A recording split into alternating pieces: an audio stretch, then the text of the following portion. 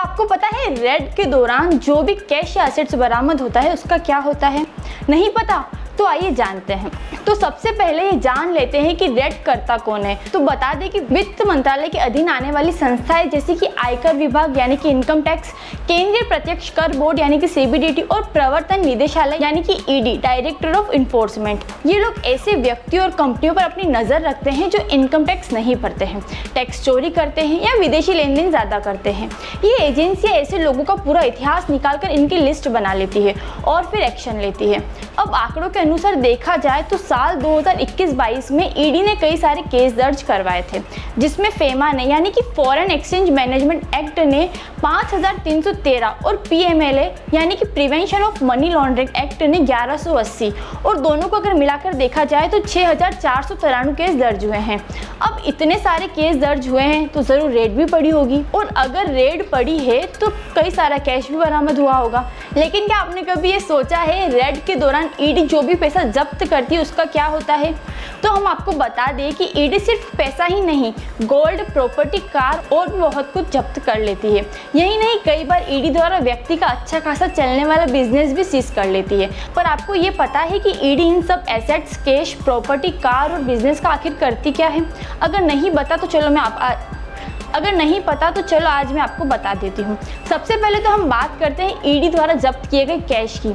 ED को जब भी रेड करनी होती है तो इसके लिए सबसे पहले एजेंसी एक सर्च वारंट हासिल करती है, और रेड के दौरान जो भी सामान जब्त होता है इसकी रिकवरी एक इंडिपेंडेंट विटनेस की निगरानी में की जाती है, और जब्त किए गए सामान का एक मेमो बनता है जिसमें उस विटनेस के साइन भी लिए जाते हैं। अब कैश को सीज कर तो लिया है, पर अब उसका होगा क्या? तो इसके नियम 2018 से पहले कुछ और थे और 2018 के बाद कुछ और है। अगर बात करें 2018 से पहले के नियम की, तो जब ईडी द्वारा जिस भी एरिया में रेड की जा रही है वहाँ की कंसर्ट एडमिनिस्ट्रेटिव जोन द्वारा खोले गए उनके फिक्स डिपॉजिट अकाउंट में सारा पैसा जमा कर दिया जाता था, और ये पैसा तब तक वहाँ रहता था जब तक कि केस चलता था। और जब फैसला आता था तब अगर वो शख्स दोषी पाया गया तो उसका सारा पैसा एफडी अकाउंट में निकालकर गवर्नमेंट ट्रेजरी में जमा कर दिया जाता था, और अगर वो शख्स निर्दोष साबित हुआ तो उसका सारा पैसा इंटरेस्ट सहित उसे लौटा दिया जाता था।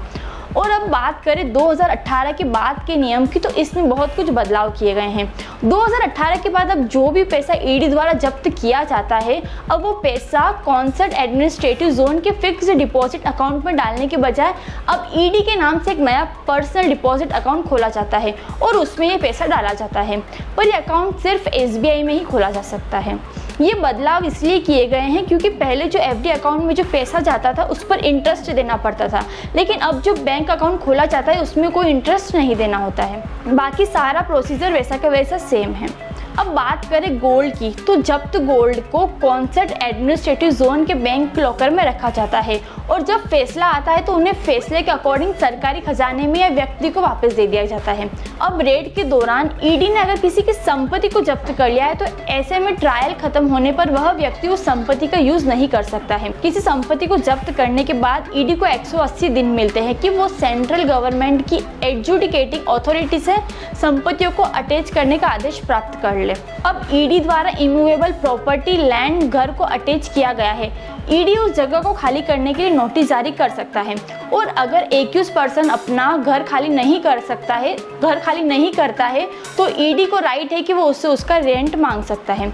हालांकि वह व्यक्ति जिसकी प्रॉपर्टी है वह व्यक्ति पीएमएलए, एपीलेट ट्रिब्यूनल और हाई कोर्ट में इसकी अपील भी कर सकता है। अब अगर किसी व्यक्ति का अपना अच्छा खासा बिजनेस चला जाता है तो ऐसी स्थिति में उस बिजनेस से होने वाली सारी कमाई ईडी के उसी पर्सनल डिपॉजिट अकाउंट में जाएगी जिसमें कैश जमा होता है। अब बात करते हैं किसी कार या कोई व्हीकल जब्त होने की, तो ऐसे में उसे सेंट्रल वेयर हाउस कॉर्पोरेशन में रखा जाता है जिसके लिए एजेंसी द्वारा उसका रेंट पे करना होता है। अब ईडी के केसेस तो कितने सालों तक चलते हैं, ऐसे में वो व्हीकल पड़ा खराब हो जाता था। अब इस चक्कर में न तो ईडी को कुछ बेनिफिट होता था और न ही उस दोषी को, और ऊपर से गाड़ी जो अलग खराब हो जाती थी। कभी कभी तो ईडी को उस व्हीकल को बेचकर जो पैसा मिलता था उससे ज्यादा तो वो रेंट पे कर देते। इसी बात को ध्यान में रखते हुए कुछ नए रूल्स रेगुलेशंस बनाए गए हैं जिसमें ईडी उस दोषी को वो गाड़ी यूज करने दे सकती है और सरकारी रेट के हिसाब से उससे रेंट हासिल कर सकती है। दोस्तों, सीबीसी न्यूज आपके सहयोग से लगातार बढ़ता जा रहा है। स्वतंत्र पत्रकारिता का सहयोग करने के लिए आपका धन्यवाद। सबसे पहले तो जिन लोगों ने हमारे चैनल को सब्सक्राइब नहीं किया है तो पहले सब्सक्राइब करें, जिसका कोई शुल्क नहीं लगता और बड़ा आसान है। बस नीचे दिख रहे लाल सब्सक्राइब के बटन को दबाना है और पास में दिख रहे बेल आइकन को भी दबाना है, ताकि आपको अपने सीबीसी न्यूज के हर अपडेट्स मिल सके। हमारे इंस्टाग्राम पेज और फेसबुक पेज को भी लाइक करें, फॉलो करें, वहां पर भी आपको मिलती है तरह तरह के अपडेट्स। हम पूरे राजस्थान से आपके लिए लाते हैं वो खास खबरें जो आपके लिए जरूरी है, और वो भी पूरी बेबाकी के साथ। पत्रकारिता के इस मुश्किल दौर में आपकी आवाज जिम्मेदारों तक पहुंचाना ही हमारा लक्ष्य है, और ये आपके सहयोग के बिना संभव नहीं है। हमारा सहयोग करें, स्वतंत्र पत्रकारिता में अपना योगदान दें और ज्वाइन बटन पर जाकर सदस्यता लें, चाहे सबसे छोटी सहायता के रूप में ही क्यों न हो। जनता की बेबाक आवाज बने रहें, उसके लिए सहयोग आपको ही करना है। सब्सक्राइब करिए और ज्वाइन बटन पर क्लिक कर सदस्यता ग्रहण कीजिए।